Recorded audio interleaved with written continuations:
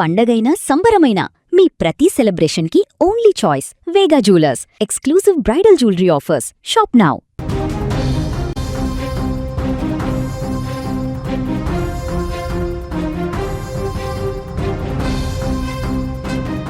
తెలంగాణ రాజకీయాల్లో విప్లవాత్మక మార్పులు వస్తున్నాయి. ముఖ్యంగా మహిళా సాధికారికత వైపు ప్రభుత్వం అడుగులు వేస్తోంది. సీఎం రేవంత్ రెడ్డి కలలు గంటున్న 1 కోటి మంది మహిళల కోటీశ్వరుల స్వప్నానికి సరికొత్త వేదిక సిద్ధమైంది. నారీ నిర్మాణ్ సంస్థ ఆధ్వర్యంలో జరగబోయే రైజింగ్ తెలంగాణ CSR అవార్డ్స్ 2026 కార్యక్రమం ఇప్పుడు రాష్ట్ర వ్యాప్తంగా హాట్ టాపిక్ గా మారింది. హైదరాబాద్ నగరంలో అతి త్వరలో జరగబోయే రైజింగ్ తెలంగాణ CSR అవార్డ్స్ 2026 వేడుకలకు ముహూర్తం ఖరారైంది. మహిళా సాధికారిత, సామాజిక అభివృద్ధి, కార్పొరేట్ సామాజిక బాధ్యత కార్యక్రమాలను ప్రోత్సహించే లక్ష్యంతో నారీ నిర్మాణ్ ఫౌండర్ చైర్మన్ మాదిరెడ్డి జగన్నాథం ఈ కార్యక్రమాన్ని ప్రతిష్టాత్మకంగా ప్లాన్ చేశారు.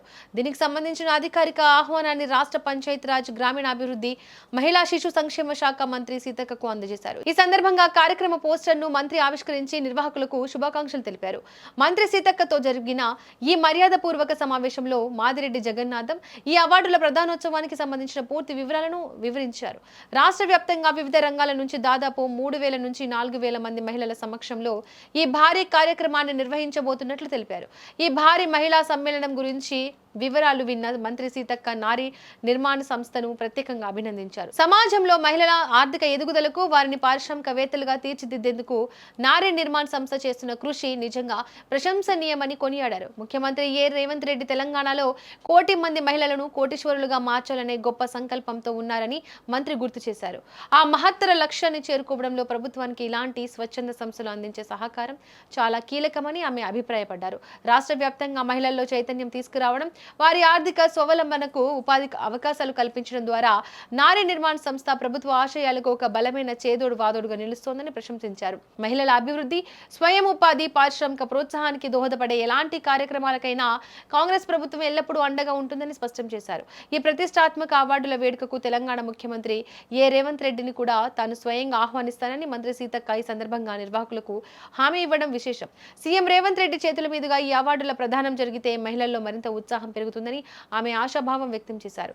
మంత్రి ఇచ్చిన ఈ హామీతో నారీ నిర్మాణ సభ్యులలో కొత్త ఉత్సాహం నెలకొంది. ఈ సందర్భంగా నారీ నిర్మాణ్ ఫౌండర్ చైర్మన్ మాదిరెడ్డి జగన్నాథం మాట్లాడుతూ, ముఖ్యమంత్రి విజన్ కు అనుగుణంగా తెలంగాణలో మహిళలను ఆర్థికంగా బలోపేతం చేయడమే తన సంస్థ ప్రధాన లక్ష్యమన్నారు. స్వయం ఉపాధి అవకాశాలు కల్పించడం, వ్యాపార రంగంలో మహిళలను ప్రోత్సహించడం కోసం తమ టీం నిరంతరం శ్రమిస్తోందని వివరించారు. ఈ రైజింగ్ తెలంగాణ CSR అవార్డ్స్ 2026 ద్వారా మహిళా సాధికారిత, సామాజిక సేవ, CSR రంగాల్లో విశిష్టమైన సేవలు అందించిన ప్రముఖ సంస్థలను, వ్యక్తులను గ్రాండ్ గా సత్కరించబోతున్నట్లు ప్రకటించారు. మంత్రి సీతక్కను కలిసిన వారిలో TGPCC కార్యదర్శి గంటా సత్యనారాయణ రెడ్డి, గాంధీ భవన్ ట్రస్ట్ ట్రైఫెడ్ మాజీ చైర్మన్ ఎం సూర్యనాయక్ ఉన్నారు. అలాగే Hadyas media chairperson Pavitra Madireddy, Hadyas media managing director Pavan Kumar పాల్గొని కార్యక్రమ విజయవంతం కోసం చర్చించారు. దీంతో పాటు iconic reality infra developers private limited ప్రతినిధి శ్రీనివాస్ గౌడ్, హద్యాస్ మీడియా ప్రతినిధులు, నారీ నిర్మాణ్ ఫౌండేషన్ సభ్యులు పెద్ద సంఖ్యలో హాజరయ్యారు.